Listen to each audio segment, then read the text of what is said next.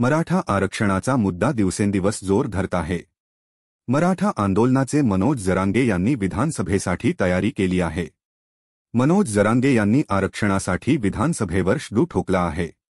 यासाठी त्यांची मोर्चेबांधणी सुरू झाली आहे। जर तुम्ही आमच्या चॅनलला नवीन असाल तर प्लीज चॅनलला सबस्क्राईब करा आणि व्हिडिओ लाईक करा। तसेच यासाठी उमेदवारांची चाचपणी सुरू करण्यात आली आहे। विधानसभा निवडणुकीत मराठा समाजाकडून 288 उमेदवार उभे करण्याचा निर्धार जरांगे यांनी केला आहे।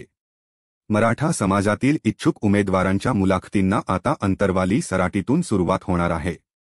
मात्र दुसरीकडे आता जरांगेंना पहिला उमेदवार मिळाल्याच्या चर्चा तग धरू लागल्या आहेत।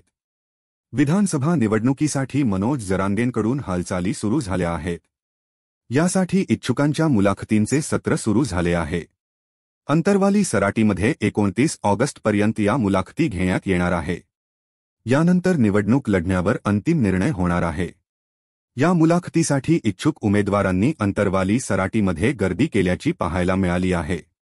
तसेच राजकारणातील अनेक दिग्गज नेते मनोज जरांगेंच्या संपर्कात असल्याचे दबक्या आवाजात चर्चा रंगत आहे। दरम्यान विधानसभा निवडणूक लढवण्यासाठी मनोज जरांगे यांची उमेदवारांची चाचपणी सुरू झाली आहे। तर आता त्यांना पहिला उमेदवार मिळाल्याच्या चर्चा होत आहे। हा उमेदवार म्हणजे माजी भाजप खासदारांची सून आहे। यामुळे राजकारणात चर्चांना उधाण आले आहे। नांदेडमधील भाजपचे माजी खासदार भास्करराव खतगावकरांची सून डॉक्टर मीनल खतगावकर यांनी मनोज जरांगे यांची भेट घेतली होती।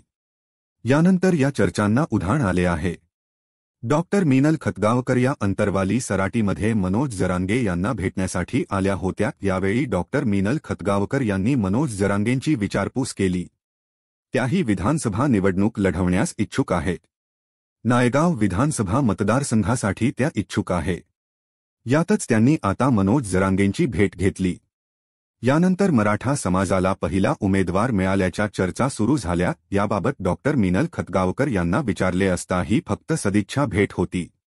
मात्र आम्ही निवडणूक लढवण्यासाठी इच्छुक आहोत। याबाबत आम्ही जरांगेंसोबत चर्चा केली असल्याचे त्या म्हणाल्या। आता मराठा समाजाचा अधिकृत उमेदवार म्हणून डॉक्टर मीनल खतगावकर निवडणुकीच्या रिंगणात उतरणार का हे पाहणं देखील महत्त्वाचं ठरणार आहे।